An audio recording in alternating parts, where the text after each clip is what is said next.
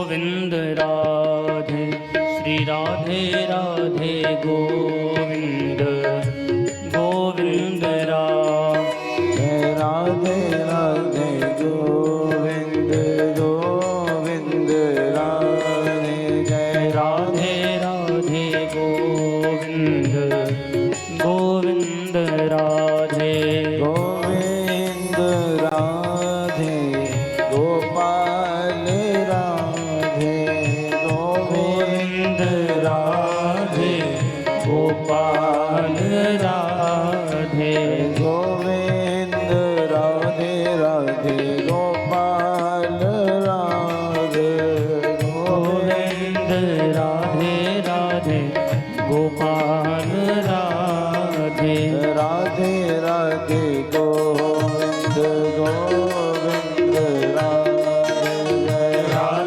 राधे गोविंद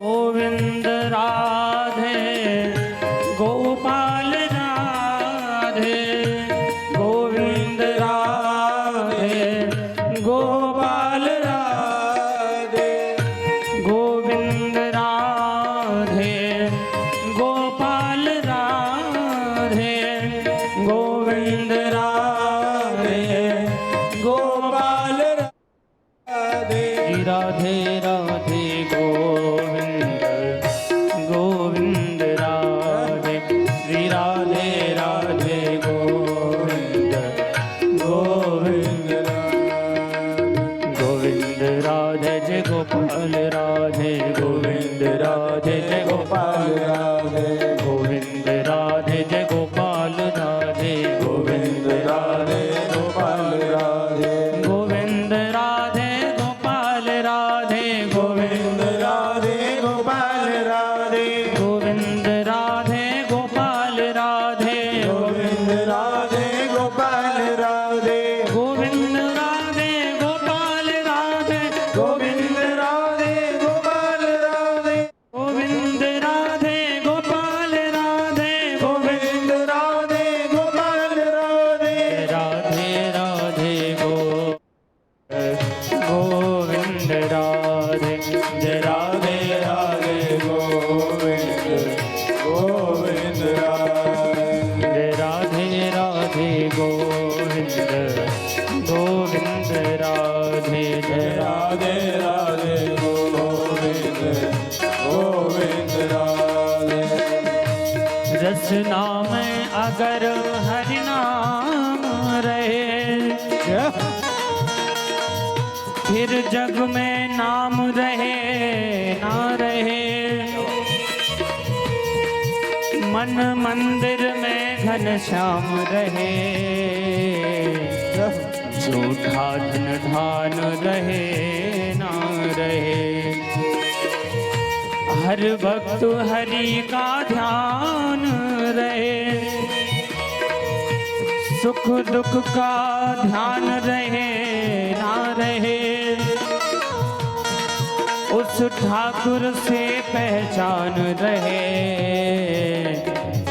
फिर तन में प्राण रहे न रहे फिर तन में प्राण रहे न रहे फिर तन में प्राण रहे न रहे जय राधे राधे गोविंद गोविंद राधे जय राधे राधे गोविंद गोविंद राधे ओ गोविंद राधे राधे गोपाल राधे गोविंद राधे राधे गोपाल राधे गोविंद राधे गोपाल राधे गोविंद राधे गोपाल राधे गोविंद राधे गोपाल राधे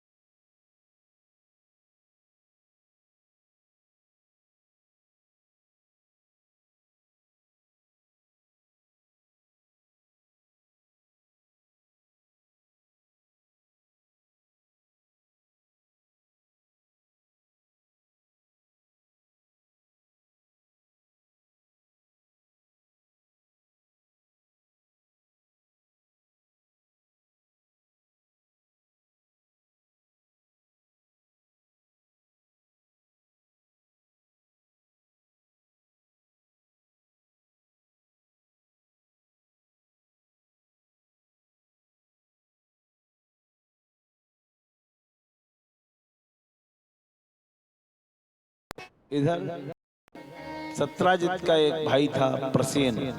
प्रसेन ने एक दिन कहा कि भैया मेरा एक दिन के लिए इस मणि को अपने गले में डालने का मन हो रहा है। प्रसेन मणि को गले में डाल के शिकार खेलने चला गया। शेर ने उल्टा प्रसेन को मार दिया और मणि लुढ़काने लगा। उधर से जामवंत जी चले आ रहे थे तो जामवंत जी ने शेर को मार दिया। शेर को मार दिया तो जामवंत जी मणि को लेके अपनी गुफा में चले गए। अपनी गुफा में उतर गए। अपनी गुफा में अपने बालक को मणि दे दी। बालक मणि से खेल रहे थे। बहुत दिन हो गए, प्रसेन वापस नहीं आया। तब खोज लगाई गई। मालूम पड़ा कि मणि के चक्कर में प्रसेन मारा गया। तो सत्राजित ने चारों तरफ ये अफवाह फैला दी कि द्वारकाधीश कृष्ण ने ही मणि के लालच में हमारे भाई का वध करा दिया। भगवान ने कहा ये असत्य है, इस कलंक को हम सहन नहीं करेंगे। तो भगवान स्वयं खोजने गए। भगवान जब स्वयं खोज लगाने गए तो भगवान ने खोज लगाई और जामवंत जी की गुफा में उतर गए। तो बालक से मणि मांगने लगे। बालक ने कहा हम अभी पिताजी को बुला रहे हैं। तो पिताजी को आवाज लगाई, जामवंत जी आए। जामवंत जी आए तो भगवान कृष्ण में और जामवंत जी में बड़ा युद्ध हुआ है। और जामवंत जी भालू स्वरूप थे। जामवंत जी का रूप भालू का था ना, तो बड़े बलशाली थे। इतने बलशाली थे कि वामन भगवान ने जब अपना विराट रूप दिखाया था तो उस विराट रूप के एक घड़ी में 7 यानी कि 24 मिनट में 7 परिक्रमा लगा दी थी। इतना बल था उनके अंदर। मेघनाद को उठा के पाताल में फेंक दिया था, इतना बल था उनके अंदर। लड़ाई हुई, जब युद्ध हुआ आपस में, उठापटक हुई, तो भगवान कन्हैया की छाती पर भृगु जी की चरण का चिन्ह दिख गया। तो पहचान लिया भगवान के स्वयं ये नारायण है और कृष्ण स्वरूप में आए हैं। तो प्रणाम किया और कहा हे प्रभु तुम भी क्षमो, अपराध मुझसे ही हुआ, विश्वास कर लो हे प्रभु अब घोर दुख मुझको हुआ। अब प्रायश्चित करना चाहता हूँ। तो कैसे करेंगे प्रायश्चित?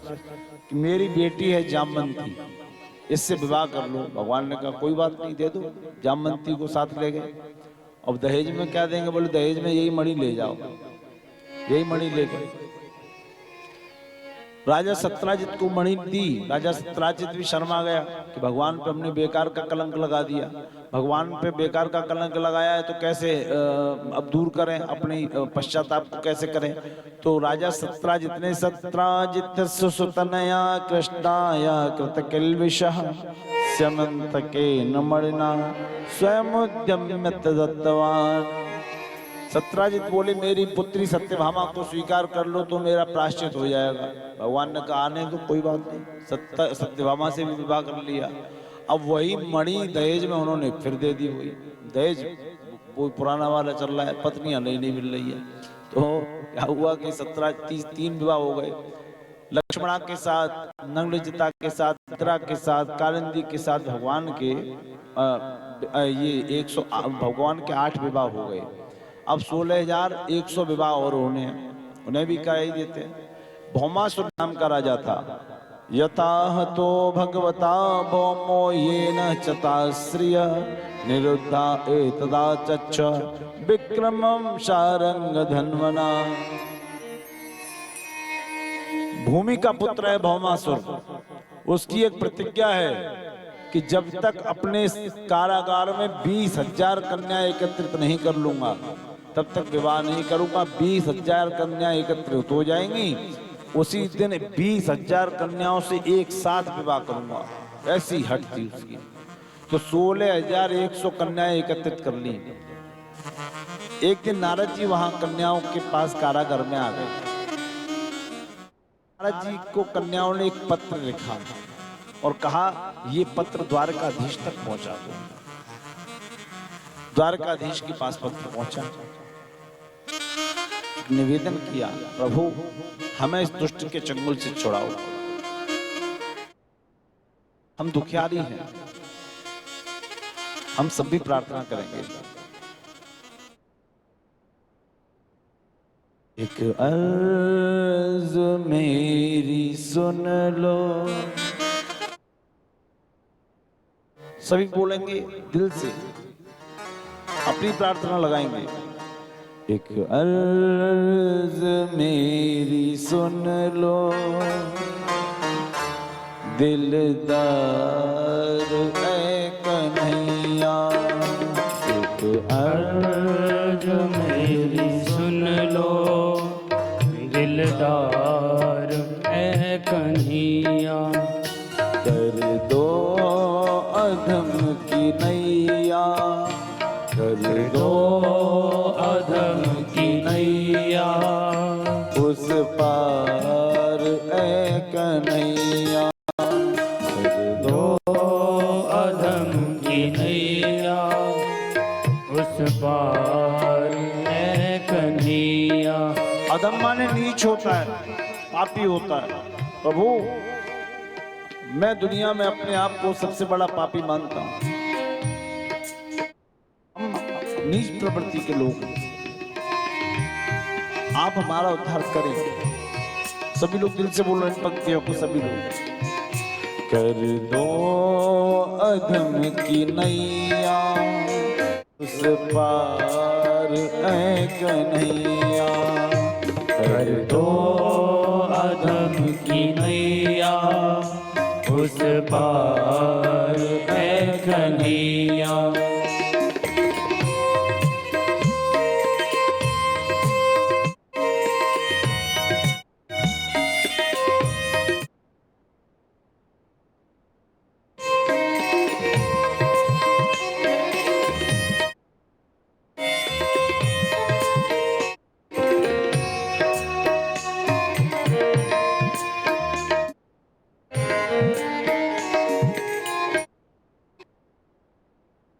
और अधिकार से बोलो। हमारा प्रियतम हमारा है तो उसमें पूरा अधिकार होना चाहिए। सभी लोग बोलेंगे। करुणा निदान करुणा करनी पड़ेगी तुझको, करुणा निधान करुणा करनी पड़ेगी तुझको।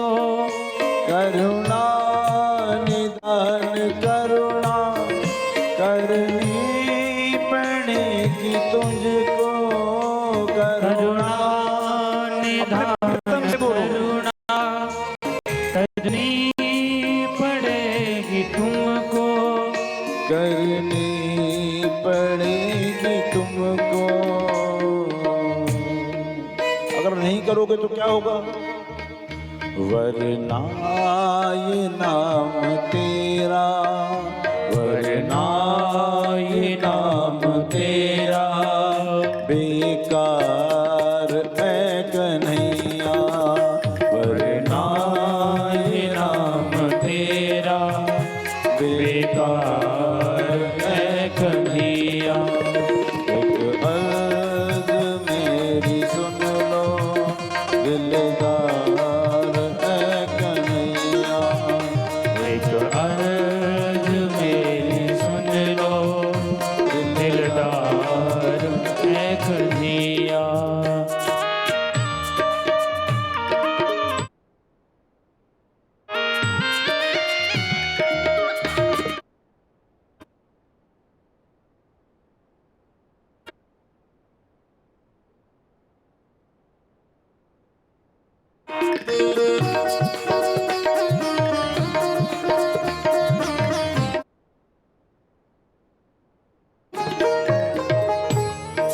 पूर्ण अधिकार से तू मेरा है, मैं तेरा हूं। हृदय की बात। प्रभु, मुझसे बड़ा कोई पापी नहीं है, ये बात स्वीकार करते हुए।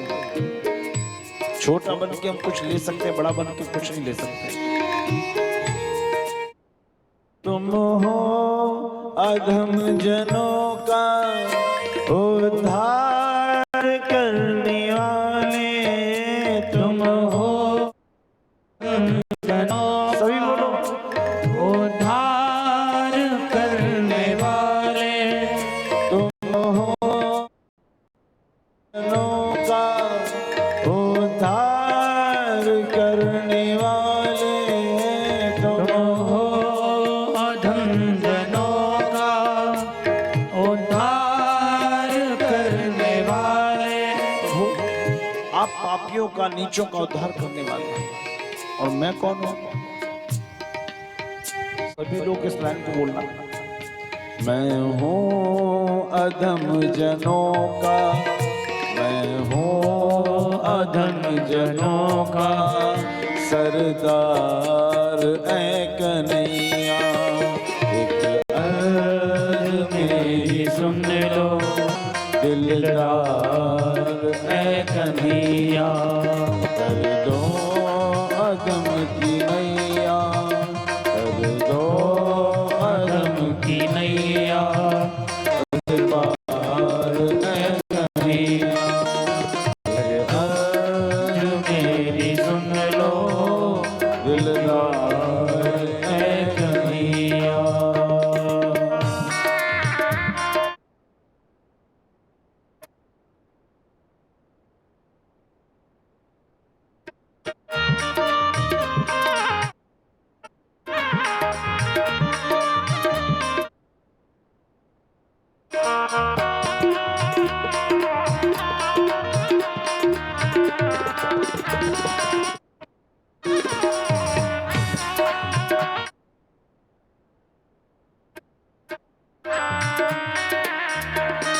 अभी बोलना। एक अर्ज मेरी सुन लो दिलदार ऐ कन्हैया। एक अर्ज मेरी सुन लो दिलदार ऐ कन्हैया, दिलदार ऐ कन्हैया, दिलदार ऐ कन्हैया, दिलदार ऐ कन्हैया।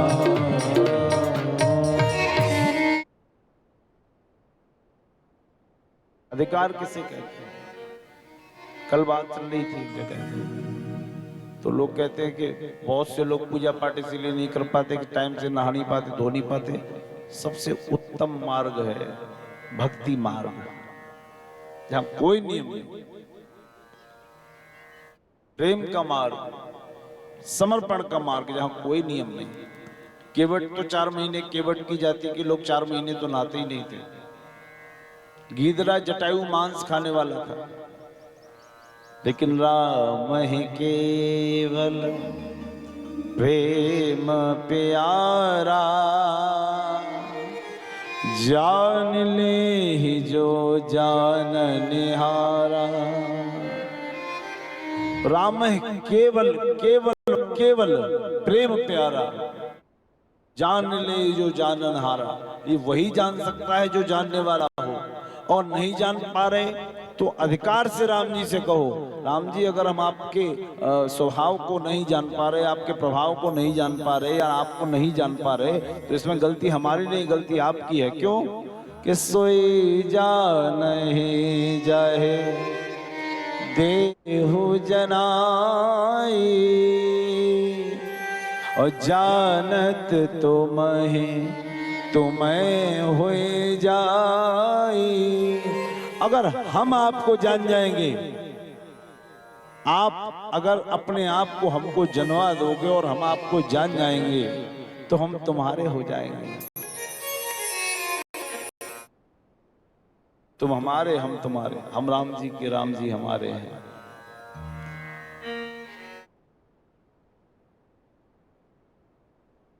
भगवान का वंश आगे बढ़ा। कितने बच्चे थे? कितने थे? तास्यायाम 10 पुत्राणाम कृष्ण स्त्रीणाम पुरोहिता।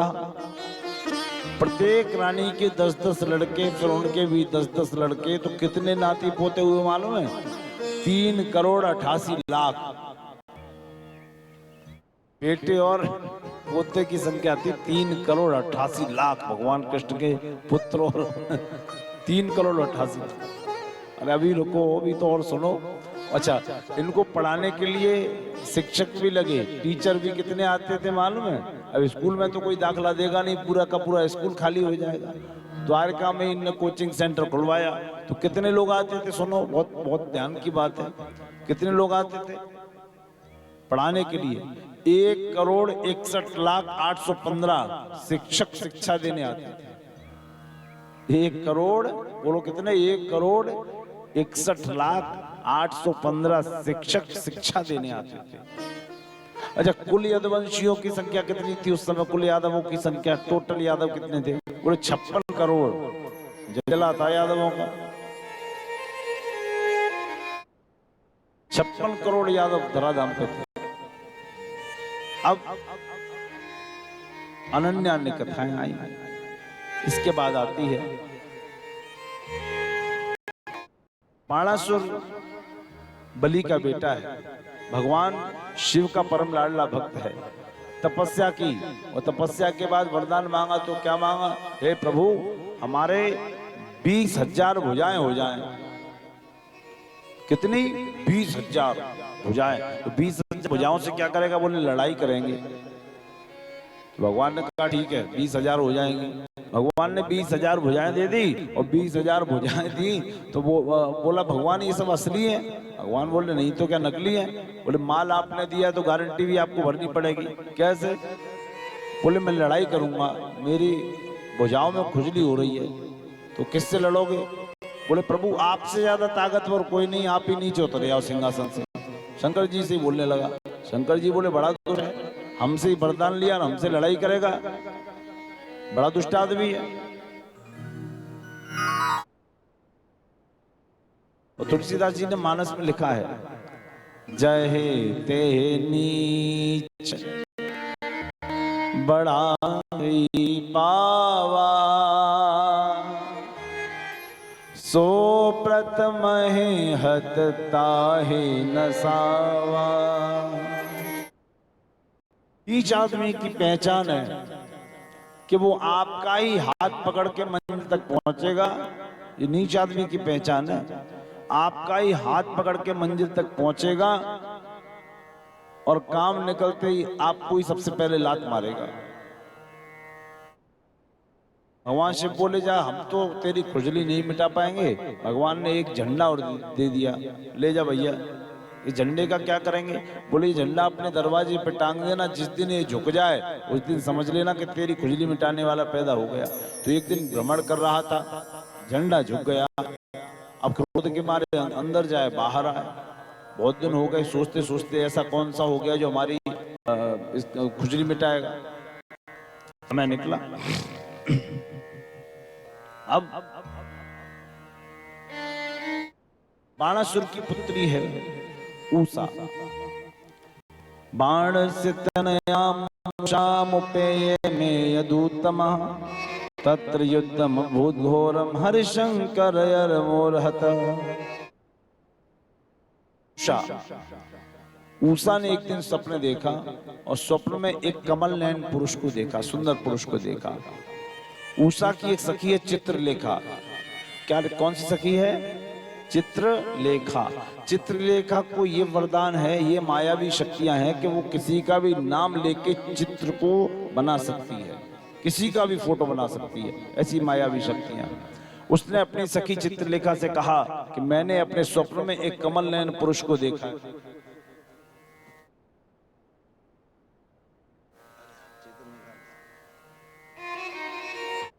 मैंने अपने स्वप्न में एक कमल नयन पुरुष को देखा है। कहाँ रहता है? बोले पता नहीं। कैसे मिलेगा? बोले पता नहीं। कहाँ रहता है? पता नहीं। कैसे मिलेगा? पता नहीं। स्वरूप याद है? बोले थोड़ा बहुत याद है। उसने उन दिनों दो ही वंश चलते थे, एक सूर्यवंश एक चंद्रवंश। एक सूर्यवंश और एक चंद्रवंश। तो पहले सूर्यवंश के चित्र बनाना शुरू किए। ऐसी मित्रता होती है एक दूसरे की प्रति मिटने वाली। सूर्यवंश के चित्र बनाए। अनादिकाल में विष्णु, भगवान विष्णु नाभि पे कमल, कमल पे ब्रह्मा, ब्रह्मा के मरीचि, मरीचि के कश्यप, कश्यप के विवस्वान मनु, जिन्हें श्राद्ध मनु भी कहा जाता था, उनके सुद्युम्न नाम का बालक, उसका इला नाम की कन्या में परिवर्तित होना, पुरुरवा की उत्पत्ति इत्यादि इत्यादि, राम लक्ष्मण भरत शत्रुघ्न करके। बोले ये कोई नहीं है। फिर चंद्रवंश की वंशावली बताई। यति याति संयाति विकृति यद दुर्वस, उग्रसेन, सूरसेन, वसुदेव, कृष्ण। भगवान कृष्ण का नाम आया तो उसने अपना पल्लू नीचे कर लिया। कृष्ण के बाद नाम आया अनिरुद्ध का तो नजरें झुका ली। जैसे ही कृष्ण के बाद नाम आया प्रद्युम्न का तो नजरें झुकाई, और जैसे ही अनिरुद्ध का चित्र आया बोले यही है जिसको मैंने सपने में देखा। तो चित्रलेखा बोली सपने में देख लिया, सपने में रहने दे, मिल नहीं सकता। बोले क्यों? इसके घर में सिक्योरिटी बहुत लगी है। क्यों? बोले 3,88,00,000 तो घर घर में भाई भाई है, भाई है, इसे मिलेगा कैसे? ये मिल नहीं सकता। बोले हमें चाहिए, मित्रता है तो निभाओ। अब सखी बोली सखी है तो मित्रता निभानी पड़ेगी। मायावी शक्तियां उसको आती थी, तो मायावी शक्तियों के द्वारा अनिरुद्ध को चारपाई के सहित उठा के लाई और उषा के कमरे में लॉक कर दिया। उषा प्रसन्न हो गई। उषा भी अलौकिक सौंदर्य धारी थी। उषा और अनिरुद्ध में आपस में प्रेम हो गया। चौसर खेलने लगे। एक दिन की बात, बाणासुर क्रोध में तो था ही, उषा के कक्ष के बाहर से निकल रहा था, एक पुरुष के हंसने की आवाज आई, कक्ष में धक्का मारा, दरवाजे में दरवाजा खुल गया। उसने कहा, अपनी पुत्री को डांटा और अनिरुद्ध को पकड़ के कारागार में डाल दिया। फिर एक दिन नारद जी द्वारका में आए, तो नारद जी ने भगवान कन्हैया को प्रणाम किया और कहा, भगवान कन्हैया आप अपने परिवार की गिनती रखते हैं कुछ कि नहीं? बोले कि जनगणना होती है 2011 में हुई, 21 में हुई, अब सीधी 31 में होगी, 10 साल बाद जनगणना होती है। अच्छा, कोई कम है क्या? हाँ। कौन? प्रद्युम्न का बेटा अनिरुद्ध। कहाँ है? बोले बाणासुर की कैद में। बोले कोई चिंता की बात नहीं, सेना कहीं से बुलाने थोड़ी जानी है, 3 करोड़ घर पे ही हमारे लोग हैं। तो रात ही रात में बाणासुर के क्षेत्र की सीमा सील कर दी। बाणासुर सुबह सूर्य को जल देने निकला, देखा कि बाणासुर की नगरी को घेर लिया। अब युद्ध शुरू हो गया। तो भगवान कन्हैया की सेना से बाणासुर की सेना हारने लगी। अब बाणासुर ने कहा किसे बुलाएं? तो शंकर जी को बुलाया। शंकर जी का आवाहन किया, क्योंकि शंकर जी का चेला था। शंकर जी को बुलाया तो शंकर जी की सेना आई, और शंकर जी की सेना आई तो भगवान कन्हैया की सेना हारने लगी। क्यों? शंकर जी की सेना में ऐसा क्या था? प्रेत पिशाच मरकट बिकट मुख रजनी चरा। भूत प्रेत पिशाच मरकट रजनीचर, जिसके अंदर घुस जाए वो दिन भर पटक पटक के मारे दिखाई पड़े ना। भूत देखे किसी ने? देखे नहीं देखे? भूत ही नहीं देखे। कमाल, हमने बहुत भूत देखे। भूत आते नहीं है लोगों पे बाहर हिला ला के, हाँ वही वाला भूत होता है। मेहंदीपुर बालाजी जाओ, भूत दिख जाएंगे, है ना? वो दिखाई नहीं पड़ता, वो उसके अंदर घुस जाता है, दिन भर पटक पटक के मारता है। अब दिख गया भूत के नहीं? अब तो दिख गया ना। हाँ, तो वही भूत था। वो भूत जिसके अंदर घुस जाए, दिन भर पटक पटक के मारे दिखाई पड़े ना। सांप आके नीचे से काट जाए, बिच्छू काटे वो तो सुन्न कर जाए। तो भगवान कन्हैया बोले शंकर जी से, अब बिल्कुल हरवाओ गए क्या? तो शंकर जी ने कहा, तुम हमारे ऊपर सम्मोहन अस्त्र छोड़ो। सम्मोहन अस्त्र छोड़ा भगवान कन्हैया ने। भगवान शिव सम्मोहित हुए, बाणासुर की पराजय हुई, भगवान कन्हैया अपने पौत्र को ले गए। इसके बाद नृग नाम के राजा की कथा आती है। इसने गौदान में गलती की थी, तो भगवान ने इसको दंड दिया। इसके बाद द्विविध नाम के बानर का वध हुआ है। भगवान कन्हैया द्वारिका में है, एक पत्र पहुंचा है, बहुत गंभीर कथा है, अब सुनिए।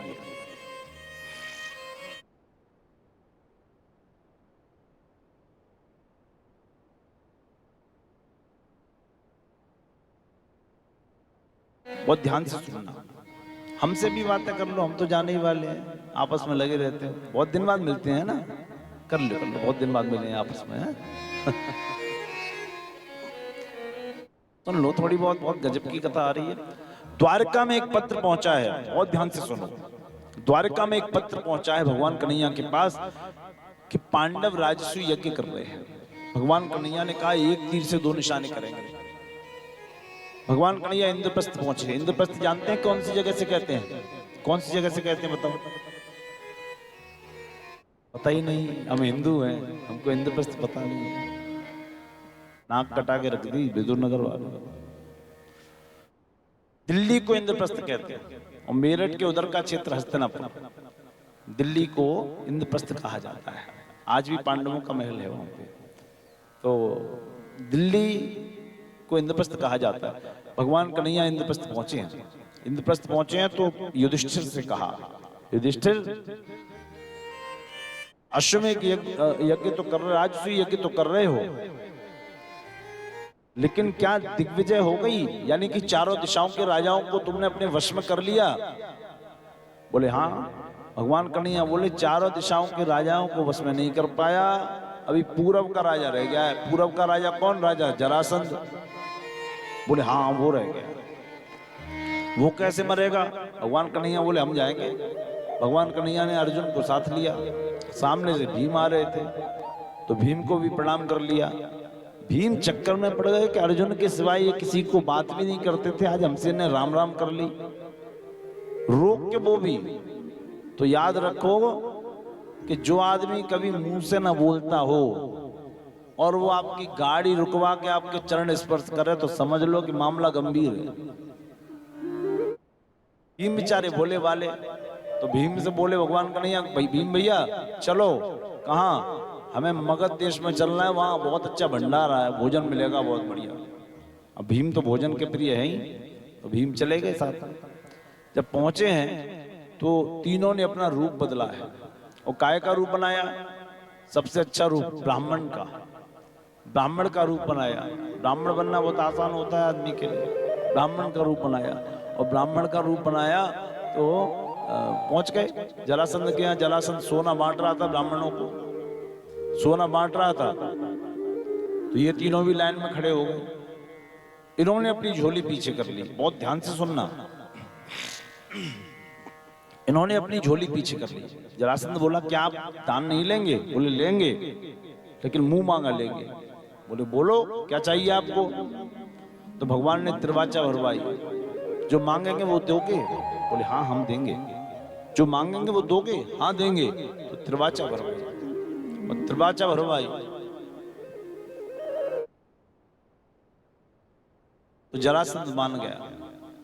और जरासंध से भगवान कन्हैया बोले कि अब हम जो मांगते हैं वो हमें दो। वचन का व्यक्ति को पक्का होना चाहिए, वचन से कभी व्यक्ति को विमुख नहीं होना चाहिए। जिसकी हमारे ब्रज में एक बात कहते हैं, जिसकी बात नहीं उसके बात नहीं। वचन दिए हैं तो उनको निभाओ। अब मांगना शुरू किया। क्या मांग रहे हैं? युद्धम नो देहि राजेंद्र द्वंद्व युद्धम यदि मन्यसे।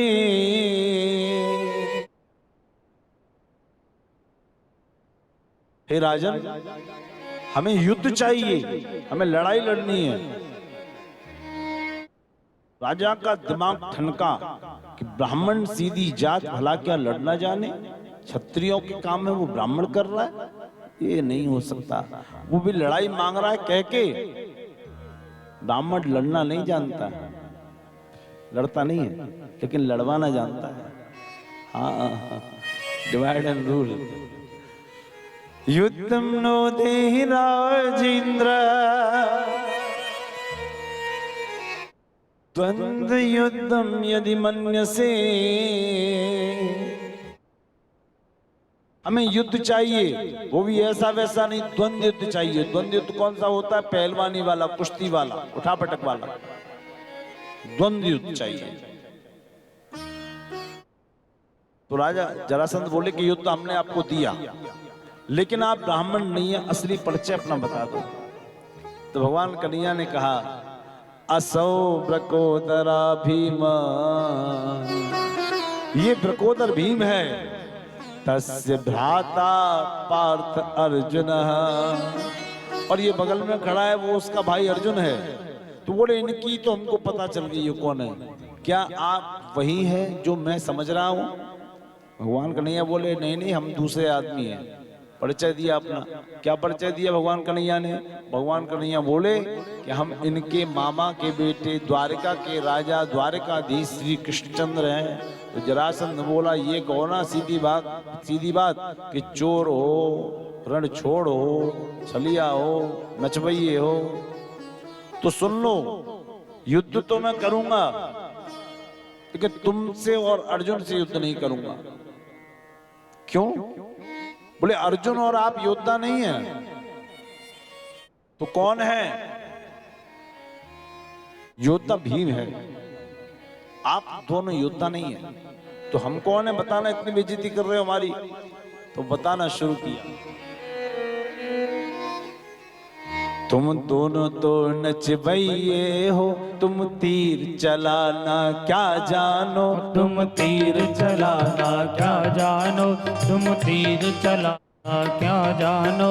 दिन दिन टिक टिक करने वालों वीराना वाला क्या जानो, दिन दिन टिक टिक करने वाले वीराना वाना क्या जानो। तुम दोनों तो नचबैये हो, तुम दोनों तो नचबैये हो, तुम तीर चलाना क्या जानो, तुम तीर चलाना क्या जानो। दिन दिन टिक टिक करने वालों वीराना वाला क्या जानो, दिन दिन टिक टिक करने वाले वीराना वाना क्या जानो। बोले एक गोपियों के सामने नाचता है और एक ब्रह्मलीला बन के। अर्जुन को श्राप मिला था, अर्जुन को 1 वर्ष के लिए स्त्री बनना पड़ा था। कब? इंद्र की अमरावती में अर्जुन ब्रह्म दिव्यास्त्रों की प्राप्ति की खोज में गए थे। उर्वशी अप्सरा ने इनकी सुंदरता पे मोहित होकर हाथ पकड़ लिया। अर्जुन इंद्र पुत्र है, तो अर्जुन ने कहा कि मैं आपको माता के रूप में देखता हूं। तो उर्वशी ने श्राप दिया कि तुम मेरे सौंदर्य को नहीं समझ रहे हो, मैं तुम्हें श्राप देती हूं। तो क्या श्राप दिया? नामर्दी दिखलाने वाले नामर्द इसी क्षण हो जाए, नामर्द इसी क्षण हो जाए, नामर्द इसी क्षण हो जाए। जिस शक्ति पे मैं आसक्त हुई वो शक्ति इसी क्षण खो जाए, जिस शक्ति पे मैं आसक्त हुई ये शक्ति इसी क्षण खो जाए। तेरी शक्ति पे मैं आकर्षित हुई वो शक्ति इसी क्षण चली जाए, तू स्त्री हो जा। तो 1 वर्ष अज्ञातवास में जो पांडव रहे, 12 वर्ष का वनवास रहा और 1 वर्ष का अज्ञातवास रहा। तो अज्ञातवास में विराट की पुत्री उत्तरा को अर्जुन ने ब्रह्मलीला नाम की स्त्री बन के नृत्य सिखाया। 1 वर्ष के लिए स्त्री बनना पड़ा। अब भीम से लड़ाई होगी। भीमस्य तुल्य बलामम, भीम मेले समान बलशाली है। तो भीम से लड़ाई शुरू। अब दोनों बराबर बलशाली, 10-10 हजार हाथियों का बल दोनों में। उठा पटक शुरू, वो उसको पटके, वो उसको पटके, वो उसको पटके, वो दोनों की नसें ढीली हो गई। लेकिन शाम को भोजन एक ही थाली में होता था, एक ही जगह बैठ गए, एक आसन पे भोजन करते थे लड़ाई के बाद भी। ऐसा क्यों? ऐसा इसलिए पहले युद्ध में भी धर्म होता था। लड़ाई है लेकिन धर्म है, राम नाम बंद नहीं होती थी। लेकिन अब धर्म में सबसे पहले युद्ध होता है। धर्म का काम करो तो युद्ध पहले चालू हो जाता है। बोलो राधे कृष्ण। धर्म का कार्य करो तो युद्ध पहले चालू हो जाता है। पहले धर्म में युद्ध होता था, पहले युद्ध में धर्म होता था, अब धर्म में युद्ध होता है। इन बच्चों को हटा दो, रास्ता बच जाएगा। बेटा एक तरफ हो जाओ, रास्ता आई है ना, हट जाओ, पीछे हो जाओ।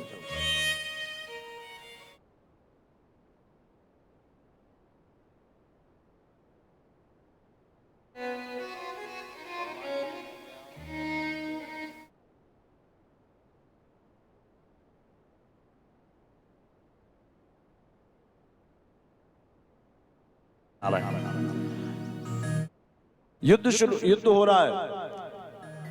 जरासंध मरा नहीं।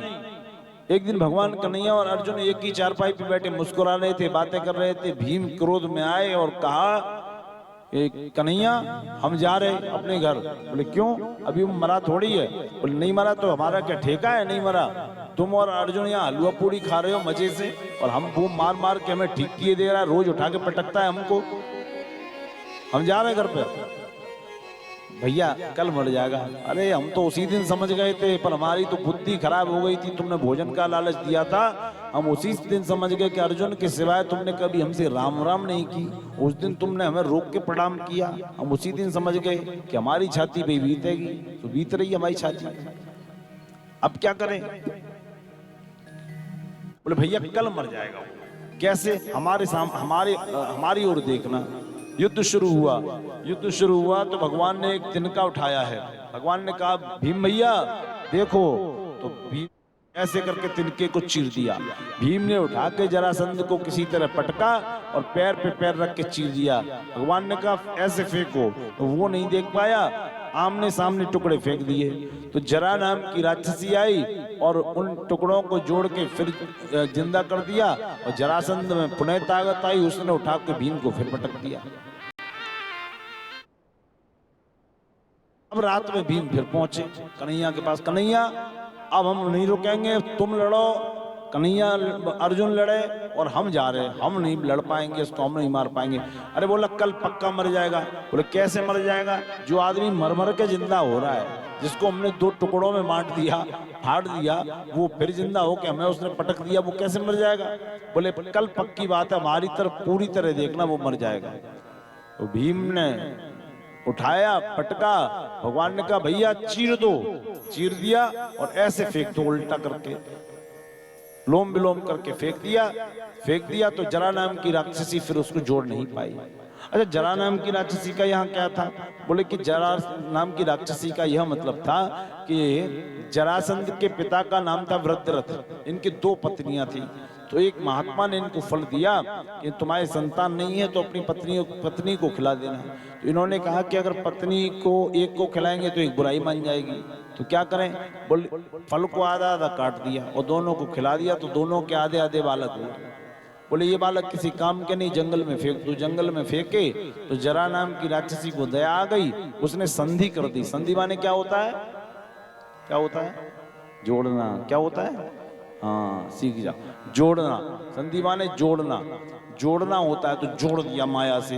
अब जरासंध नाम हो गया। पहले उस जरा नाम की राक्षसी थी और संधि कर दी, तो इसलिए उसका नाम जरासंध पड़ा। और 10,000 हाथियों का बल था उसमें, 10,000 हाथी।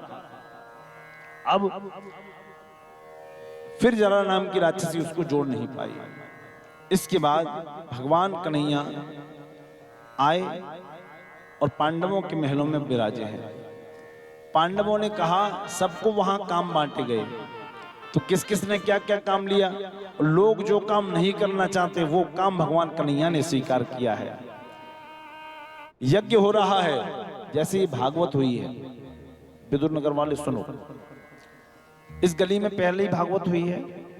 सबने बढ़ चढ़ के हिस्सा लिया, जिसकी जैसी व्यवस्था थी उसने वैसी व्यवस्था की। ये सामाजिक काम है, मिलजुल के ही होते हैं। तो बहुत बड़ा यज्ञ था, सबको काम बांटे गए।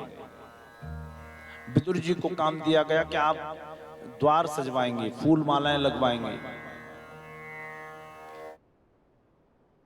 दरबार सभी सज्जित करना, विद्वान विदुर के हाथ किया। विद्वान विदुर के हाथ किया। विद्वान विदुर के हाथ किया। पत्तलें उठाना पग धोना माधव ने अंगीकार किया। पत्तलें उठाना पग धोना माधव ने अंगीकार किया। पत्तलें उठाना पग धोना माधव ने अंगीकार किया। पत्तलें उठाना पग धोना माधव ने अंगीकार किया। कन्हैया ने क्या काम लिया? सुन लो, कन्हैया ने जो काम लिया वो केवल अतिथियों की सेवा, उनके चरण धोना, झूठी पत्तलें उठाना, ये कन्हैया ने स्वीकार किया। जो अभिमानहीन है वो कृष्ण है, ये सब स्वीकार किया। यज्ञ में प्रथम पूजा का अधिकारी कौन होगा? पूजा अध्यक्ष किसको बनाया जाएगा? तो सभी ने प्रस्ताव रखा। कुरुश्रेष्ठ भीष्म पितामह ने प्रस्ताव रखा कि यादव श्रेष्ठ वासुदेव कृष्ण पूजा के प्रथम अधिकारी हैं। किसी ने विरोध नहीं किया, लेकिन एक आदमी ने विरोध किया। कौन था वो? शिशुपाल। कौन था? क्यों किया विरोध उसने?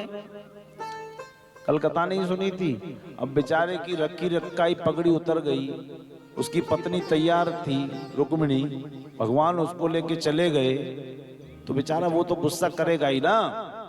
तो उसने कहा इस ग्वारिये की पूजा नहीं होगी, ये लंपट की पूजा नहीं होगी, इस स्त्रीगामी की पूजा नहीं होगी। गालियां देने लगा, सबने डांटा। भगवान कन्हैया बोले अभी इसका समय है, इसको बोलने दो। जिसमें 100 गालियां झेलने की क्षमता हो वो कृष्ण है, और जो तुरंत उबाल में आ जाता है वो कृष्ण का अंश भी नहीं है।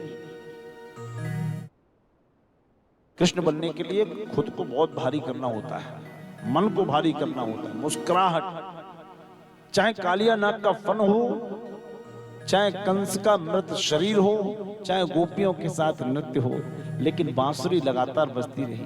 बांसुरी का अर्थ ही है बैलेंस बनाना। बैलेंस बनाना मतलब न दुख है न सुख है, केवल राग ही राग है, राग ही राग है, राग ही राग है।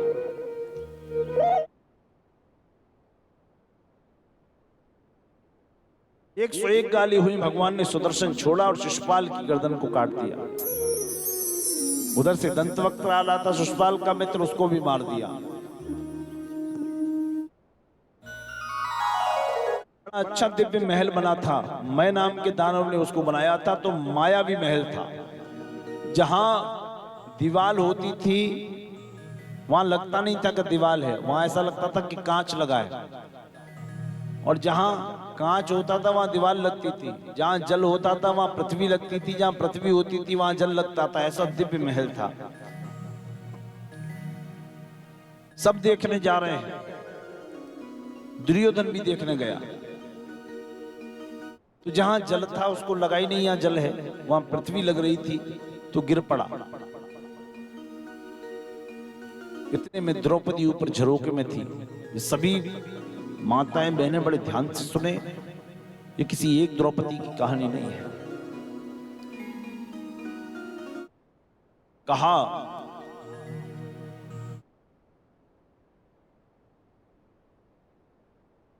दुर्योधन गिर पड़ा और द्रौपदी ने मुस्कुरा दिया। कहा अंधों के अंधे ही होते हैं।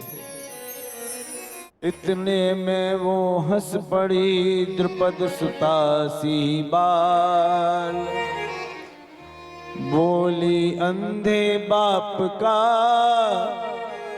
तू है अंधा ही लाल, बोली अंधे बाप का तू है अंधा ही लाल। दुर्योधन को क्रोध आ गया, वो तो क्रोधी था ही, मामा शकुनी का उस पर आशीर्वाद था, तो मूर्ख भी बन गया वो। अपनी बल का उसने सदुपयोग नहीं किया। मच्छियां चबाकर बोल उठा द्रौपदी समय वह आएगा, द्रौपदी समय वो आएगा, द्रौपदी समय वो आएगा। ये रंग भंग हो जाएगा, ये हंसना तुझे रुलाएगा, ये रंग भंग हो जाएगा, ये हंसना तुझे रुलाएगा। गुरुपति बोला है पांचाली, गुरुपति बोला है पांचाली, यदि इसका तुझे न बदला लो, यदि इसका तुझे न बदला लो। दरबार आम में कर विवस्त, तुझको जंघा पे न बिठला लो, दरबार आम में कर विवश, तुझको जंघा पे न बिठला लो। जिन पतियों पर है नाज तुझे, जिन पतियों पर है नाज तुझे, यदि उनको करूं गुलाम नहीं, यदि उनको करूं गुलाम नहीं, तो भरी सभा में कहता हूँ दुर्योधन मेरा नहीं, तो भरी सभा में कहता हूँ दुर्योधन मेरा नाम नहीं, तो भरी सभा में कहता हूँ दुर्योधन मेरा नाम नहीं, तो भरी सभा में कहता हूँ दुर्योधन मेरा नाम। द्रौपदी अगर मैंने तुम्हें विवस्त्र करके अपनी जंघा पे न बिठलाया तो मेरा नाम दुर्योधन नहीं, और जिन पतियों का तुम अभिमान करती हो उनको गुलाम बना के छोड़ूंगा। और ऐसा ही हुआ। जुए का खेल खेला गया कपटी शकुनी द्वारा, जुए का बीज बोया गया। पांडव हार गए। एक बात बताएं आप लोगों को, सुनो ध्यान से, सारे काम बंद करके ध्यान से सुनो। महाभारत कोई धन संपत्ति के बंटवारे का झगड़ा नहीं था। विद्वानों की सवाए पीछे आप लोग बैठे हैं। महाभारत किसी धन संपत्ति के बंटवारे का झगड़ा नहीं था। महाभारत राज्य की सीमाओं का बंटवारा भी नहीं था।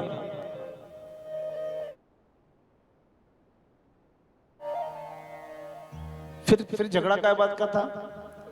अगर बंटवारे का झगड़ा होता, चाहे वो धन का बंटवारा हो, चाहे जमीन जायदाद का बंटवारा हो, तो समझौता हो जाता, रिश्तेदार मिलके समझौता करा देते। अच्छा, होता ही है, अंत में समझौता होता है, चाहे वो रिश्तेदार कराएं, घर वाले कराएं या कोर्ट में हो, समझौता होता है अंत में। होता है क्या नहीं होता बताइए? वो बात अलग है, 20 साल लग जाए, 50 साल लग जाए, लेकिन समझौता ही होगा। तो महाभारत धन संपत्ति के बंटवारे का झगड़ा तो था ही नहीं। तो काय का बंटवारा, काय का झगड़ा था? केवल ईगो का झगड़ा था, अहंकार का झगड़ा था, मैं का झगड़ा था, हम का झगड़ा था, तू बड़ा या मैं बड़ा, इसका झगड़ा था। कर्ण का जीवन चरित्र आपने सुना होगा। कर्ण, लोग कहते कर्ण दानी है, दानी है। कर्ण का जीवन बहुत अच्छा है, लेकिन कर्ण का जीवन में एक माइनस पॉइंट है। कर्ण ने अपने एक छोटे से अपमान को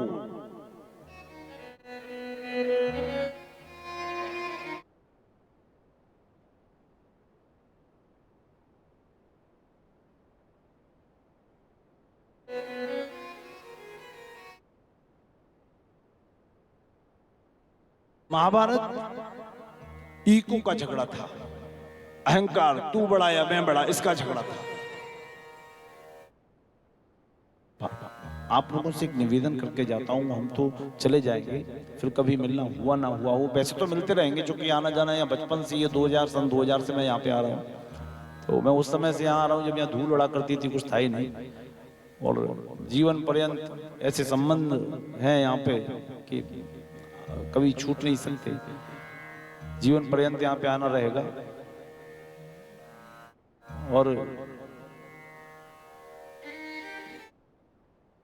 और मैं कथा कर रहा हूं। आज मुझे मतलब अपनी दादी जी की बहुत याद आ रही है। मेरी दोनों बुआ जी ने मिलके मतलब शुरुआत कराई, फिर पूरी कॉलोनी वाले लगे, उनका बड़ा आशीर्वाद मेरे ऊपर है। तो बहुत रिश्ते बन गए, बहुत अपने बन गए।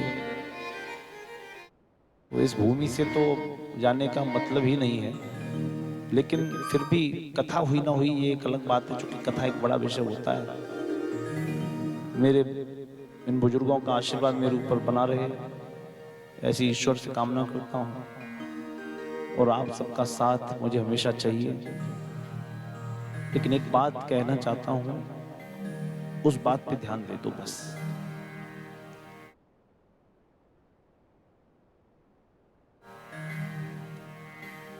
ध्यान से सुनना।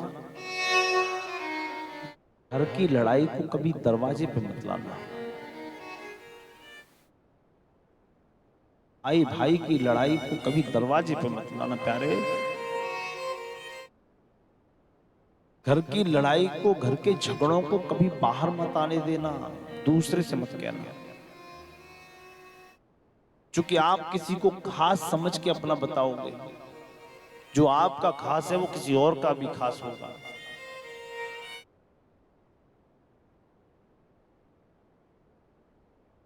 यही कौरवों ने गलती कर दी थी, और कर्ण की भी यही गलती थी। कर्ण ने अपने अपमान के छोटे से बदले के लिए अपने मित्र को समझाया नहीं। उसने साफ कह दिया था कि मेरी निष्ठा हस्तिनापुर के प्रति नहीं, अपने मित्र के प्रति है।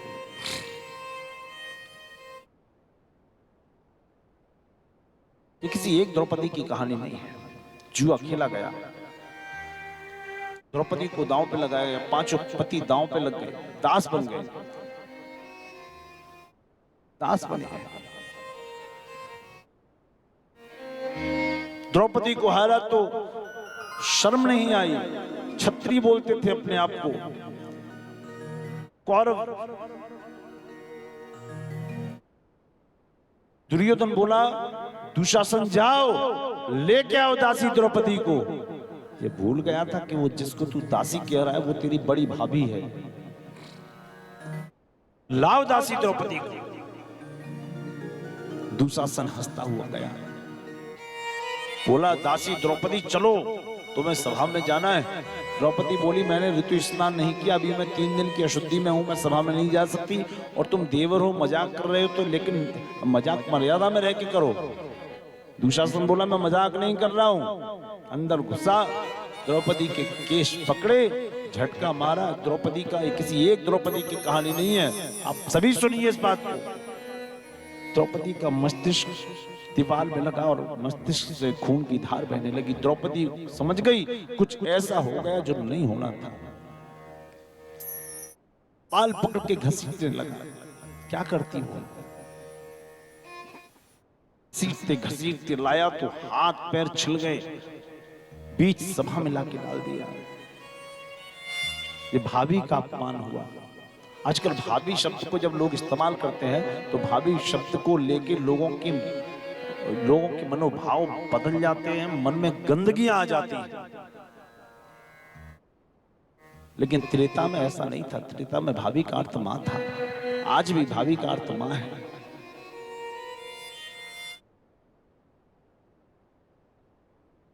जानकी जी का हरण हो गया था, सिया जी का हरण हो गया था। सिया जी का जब हरण हुआ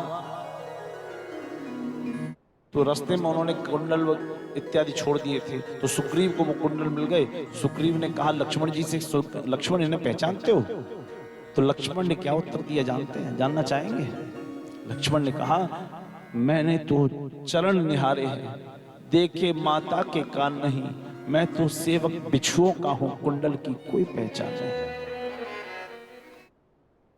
मैं तो दास चरणों का रहा हूं, मुखमंडल पे तो मैंने कभी नजर डाली नहीं, तो कुंडल की पहचान नहीं मुझे।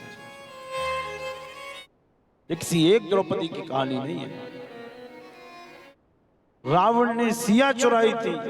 बड़ा दुख होता है जब हमारी सनातन धर्म की पंडालें लगती, चूंकि अपना तो काम कथाओं का ही है, लगातार कथाएं रहती, लेकिन युवा लोग नहीं बैठते, नए लोग नहीं बैठते कथा में। बड़ा दुख होता है। और धर्मों के लोग और धर्म क्यों पनपते जा रहे हैं? क्योंकि उन्हें सिखाया गया है तुम्हें 5 बार अपने मंडप में आना है तो आना है, चाहे वो दुकान बंद करें चाहे कुछ करें, लेकिन वो अपने पूजा स्थल पे जाएंगे, करके आएंगे। लेकिन हमारे यहाँ सब लोग ढोंग मानते हैं। अरे जाग जाओ, हिंदू समाप्त होता जा रहा है। अगर अपने कदम आपने अभी वापस नहीं लिए तो हिंदू शब्द को केवल इतिहास के पन्नों में रह जाएगा, हिंदू समाप्त होता चला जाएगा। रावण ने सिया चुराई थी, तब सोने की लंक जलाई थी, अब लाखों सिया चुराई हैं, तुम लंक जलाना भूल गए। 6-6 वर्ष की बच्चियां सुरक्षित नहीं है हमारे यहाँ। ये रावण नहीं तो क्या है? ये योगियों का देश है, स्वामी विवेकानंद का देश है, महेश योगी का देश है। स्वामी विवेकानंद से किसी ने कहा, राजस्थान के एक राजा उनके परम शिष्य थे, तो उनसे कहा कि तुम्हारा गुरु चरित्रहीन है।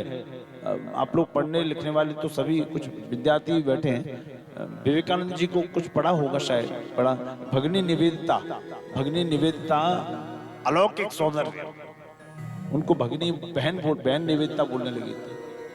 भगनी निवेदिता ने जो लेख लिखे ना स्वामी जी के लिए, गजब के लेख लिखे, पढ़िएगा उनको, सर्च करिएगा, आज ही गूगल पे सर्च करना भगनी निवेदिता के बारे में। कहा कि निवेदिता को लेके घूमते हैं,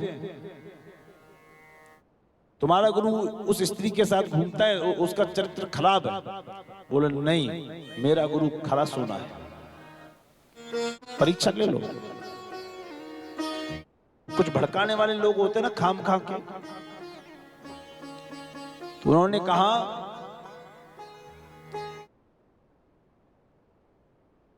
परीक्षा ले लो। तो भड़काने वाले लोगों ने क्या किया कि उस राज्य की राज नर्तकी को बुलाया, नाचने वाली को, उसको रेशमी पारदर्शी वस्त्र पहनाए और उसको धन भी दिया। कहा कि आज तुम्हें स्वामी विवेकानंद का ब्रह्मचर्य खंडित करना है। स्वामी जी का सिंहासन लगा हुआ था राज्यसभा में। उस राज नर्तकी ने नृत्य करना प्रारंभ किया, नृत्य करना प्रारंभ कर दिया। नृत्य अपनी अंतिम सीमा पे पहुंचा। नृत्य अपनी अंतिम सीमा में जब पहुंचा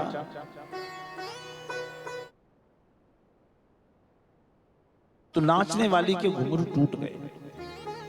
और नाचने वाली के घुंघरू जब टूट गए तो स्वामी विवेकानंद दौड़ते दौड़ते आए और उसके चरणों में गिर पड़े, घुटनों के बल बैठ के हाथ जोड़ के बोले, हे भद्रकाली माँ, तेरा एक ये भी रूप है, मैं इस रूप का भी दर्शन करना चाहता था जो आज हो गए। जैसे ही माँ का नाम लिया तो उस स्त्री के स्तनों से दूध की धार बहने लगी और उसने एक पद उसी समय गाया, प्रभु जी मेरे अवगुण चित्त न धरो, प्रभु जी मेरे अवगुण चित्त न धरो।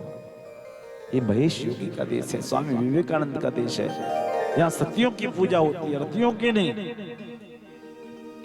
जहाँ डाल डाल पर सोने की चिड़िया करती है बसेरा, वो भारत देश है मेरा, वो भारत देश है मेरा।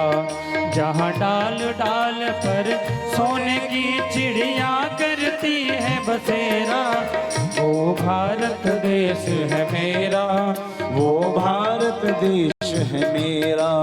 जहाँ सत्य अहिंसा और न्याय का पग पग डेरा, वो भारत देश है मेरा, वो भारत देश है मेरा। सभी लोग बोलो।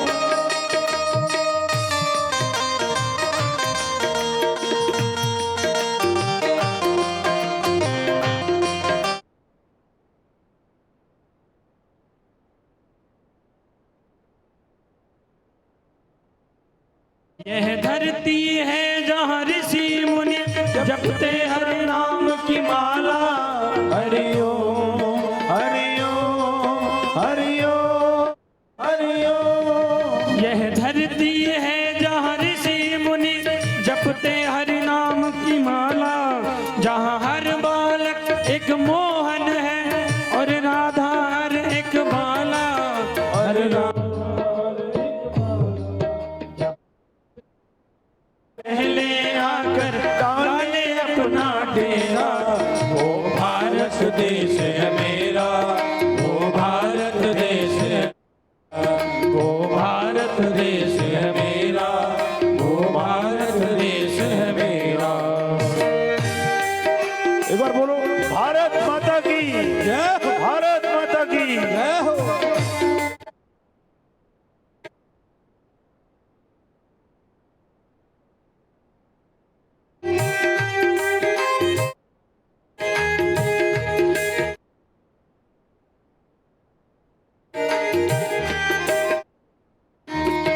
अलबेलों की इस धरती के त्योहार भी अलबेले, हरि ओम हरि ओम हरि ओम हरि ओम। अलबेलों की इस धरती त्योहार भी अलबेले, जहाँ राग रंग और हंसी खुशी के चारों ओर है मेले, हाँ चारों ओर है मेले। जहाँ राग रंग और हंसी खुशी का चारों ओर है घेरा, वो भारत देश है मेरा, वो भारत देश है मेरा, हाँ वो भारत देश है मेरा, वो भारत देश है मेरा। जहाँ डाल डाल पर सोने की चिड़िया करती है बसेरा, वो भारत देश है मेरा, वो भारत देश है मेरा। हो जहाँ आसमान से मंदिर और शिवालय, जहाँ आसमान से बातें करते मंदिर और शिवालय, जहाँ किसी नगर में किसी द्वार पर कोई न ताला डाले, जहाँ किसी नगर में किसी द्वार पर कोई न ताला डाले, न ताला डाले, हाँ कोई न ताला डाले। जहाँ प्रेम की बंसी जहाँ बजाता आए श्याम सवेरा, वो भारत देश है मेरा, वो भारत देश है मेरा, वो भारत देश है मेरा, वो भारत देश है मेरा। जहाँ डाल डाल पर सोने की चिड़िया करती है बसेरा, वो भारत देश है मेरा, वो भारत देश है मेरा, वो भारत देश है मेरा, वो भारत देश है मेरा। बोलो भारत माता की जय हो। भारत माता की। यहाँ के रहने वाले हैं कि भारत के? हम भारत के रहने वाले हैं। एक और पूर्वी सभ्यता से ओतप्रोत हमारा भारत, दूसरी ओर पाश्चात्य संस्कृति से प्रभावित हमारा इंडिया। वो भारतीय बन गए और हम इंडियन बन गए। वृंदावन में आके देखो, वो अंग्रेज लोग आते हैं, रसीन लोग, वो धोती कुर्ता पहनते हैं, उन्हें फिटिंग से मतलब नहीं हमारी कैसी है, बस हरे कृष्णा हरे राम, हरे कृष्णा हरे राम। द्रौपदी को सभा में डाला गया। द्रौपदी ने कहा अभी तो मेरे पति हैं। दौड़ी दौड़ी पतियों के पास गई, पतियों के पास गई, बैठे हो बचाओगे नहीं? पति बोले हम दास बन चुके हैं। अर्जुन को और भीम को क्रोध आया। भीम ने गदा को लिया और पृथ्वी पे पटका, दे मारी गदा महीतल पर, हिल उठा द्यूत मंडल सारा। अर्जुन ने धनवा उठा लिया, कर दूंगा सबका संधारा। छोड़ूंगा नहीं किसी को। युधिष्ठिर ने कहा चिंता मत करो, इसका सखा ही आज इसको बचाएगा, हमें और तुम्हें आने की तो आवश्यकता ही नहीं पड़ेगी। धृतराष्ट्र के पास पहुंची, बोली देख नहीं सकते सुन तो सकते हो, कितना कैसा माहौल होगा वो। 40,000 बाहर के लोग बैठे थे, 40,000 बाहर के लोग, पराये लोग, और पराये लोगों के सामने अपने ही देवर अपनी भाभी की साड़ी खींचने को तैयार है। आपकी वधू की लाज लुटने जा रही है, दुशासन मेरी साड़ी खींचने को तैयार है। धृतराष्ट्र ने नजरें नीचे कर दी। पितामह भीष्म के पास पहुंचे। पितामह आप अगर खड़े हो जाएंगे तो आपके आगे बोलने की किसी की हिम्मत नहीं है। आपके बूढ़े बाणों में भी वो ताकत है कि इस सृष्टि में कोई आपके बाण नहीं काट सकता। पितामह ने नजरें नीचे की, हाथ जोड़े और कहा द्रौपदी आज मजबूर हूं मैं। क्यों? मैंने इस दुष्ट दुर्योधन का नमक खा लिया। अरे किसी का नमक भी बड़ा सोच समझ के खाना, वरना नमक हलाली करनी पड़ जाएगी।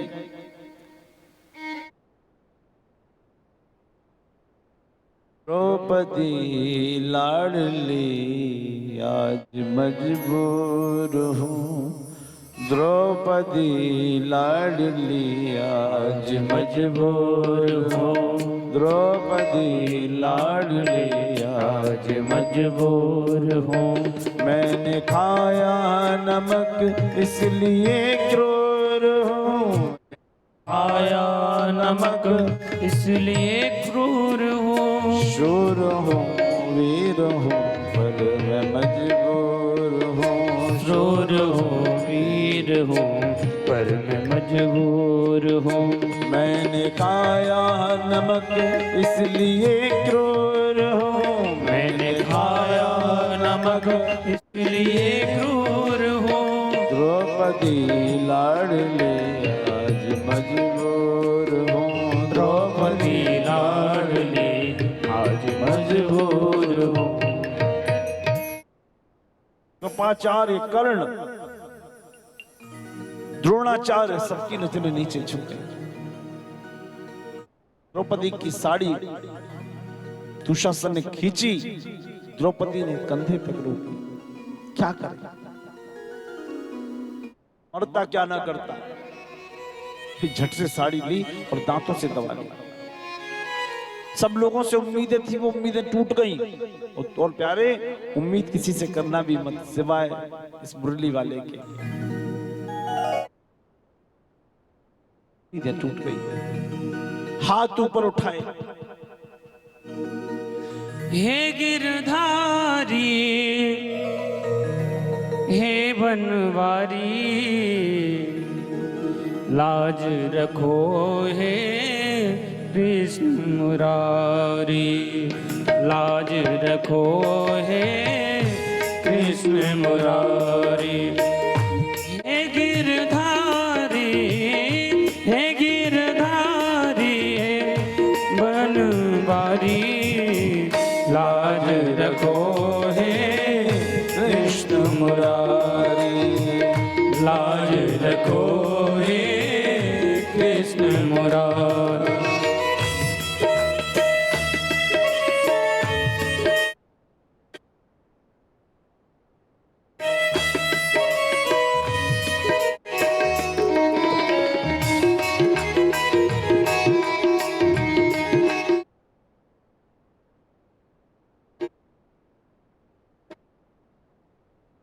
कहता है खुद को बलशाली, कहता है खुद को बलशाली, कहता है खुद को बलशाली, कहता है खुद को बलशाली, कहता है खुद को बलशाली, कहता है खींच रहा अबला की सारी, लाज रखो हे कृष्ण मुरारी, हाँ लाज रखो हे कृष्ण मुरारी। हे गिरधारी, हे गिरधारी, हे बनवारी, लाज रखो हे कृष्ण मुरारी, लाज रखो हे कृष्ण मुरारी।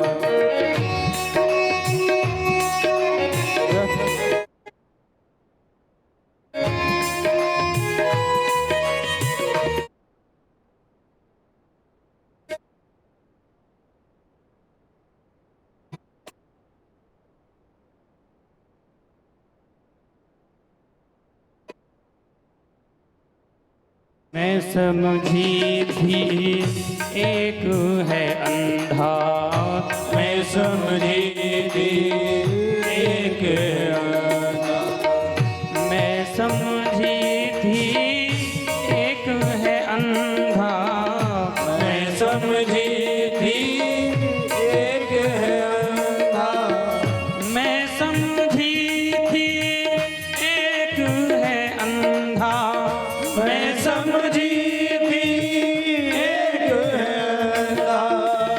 अंधी यहाँ तो, अंधी यहाँ तो सबा है सारी, लाज रखो है कृष्ण मुरारी, लाज रखो है कृष्ण मुरारी।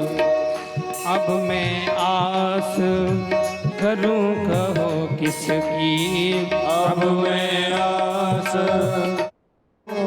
किसकी, अब मैं आस करूं कहो किसकी, अब मैं आस करूं कहो किसकी, अब मैं आस करूं कहो किसकी, अब मैं आस करूं कहो सबके सब हैं, सबके सब हैं बैठे जुआरी, लाज रखो है कृष्ण मुरारी।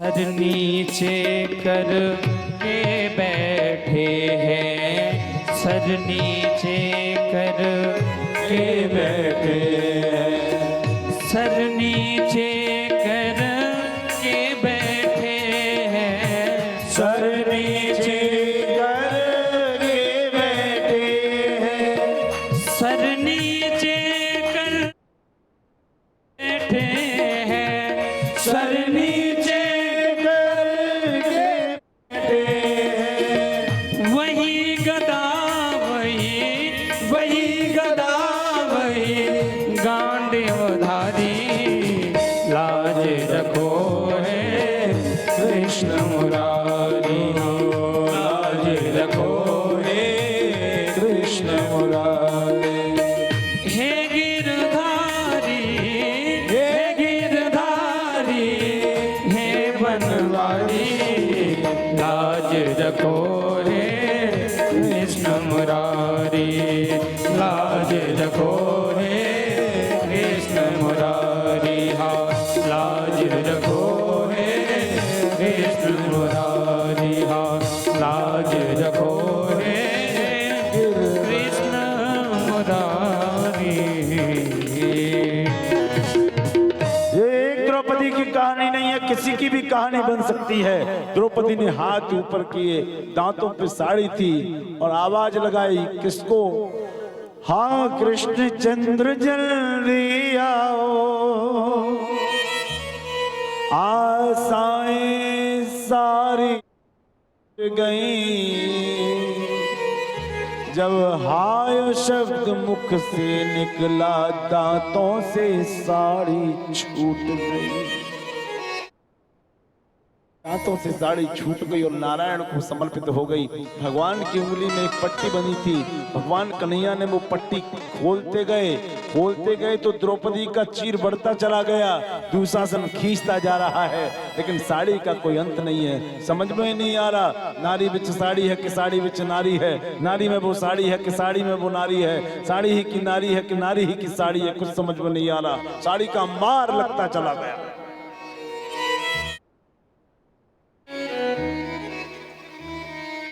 मानो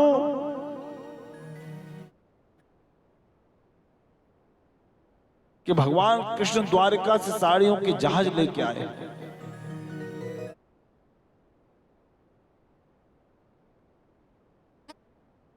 साड़ियां कितनी थी ये तो नहीं पता, लेकिन साड़ियों के रंग कितने थे ये पता है। हम भी कहीं रहे होंगे वहां पे, तो रंग पता है हमें। रंग सुन लो, रंग बता दें। सुंदर सफेद सब्ज बैंगनी हरे रे पीरे, कितने?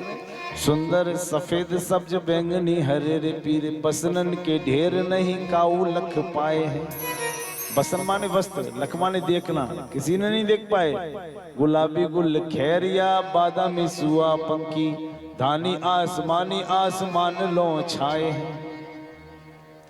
द्रौपदी के काज आज ब्रिजराज बन बजाज, लाज के जहाज मानो द्वारिका से लाए हैं, लाज के जहाज मानो द्वारिका से लाए हैं। द्रौपदी की लाज बची। एक समय की बात, भगवान कन्हैया की उंगली में चोट लगी थी तो रानियां पुराना कपड़ा देख रही थी। द्रौपदी ने अपनी नई साड़ी को फाड़ा और पट्टी बांध दी, तो भगवान ने कहा तुमने नई साड़ी क्यों खराब कर ली, छोटी सी चोट थी। तो बोले प्रियतम, हम नहीं फारो चीर हो के ये अधीर वीर, साड़ी के धागे सो आप ही सो भागे हैं तो ये धागे, पर हैं बड़े अभागे, भाग्य उन्हीं के जागे जो उंगली में लागे हैं। कन्हैया ने भी कह दिया, हजारों साड़ियां देकर तुम्हारे काम आऊंगा, तुम ये याद रखना कृष्णा, तुम्हारे लाज बचाऊंगा। द्रौपदी का रक्षण हुआ है। इसके बाद एक कथा आती है। इस कथा का नाम है सुदामा चरित्र, जिसके लिए आप सब लोग आए हैं।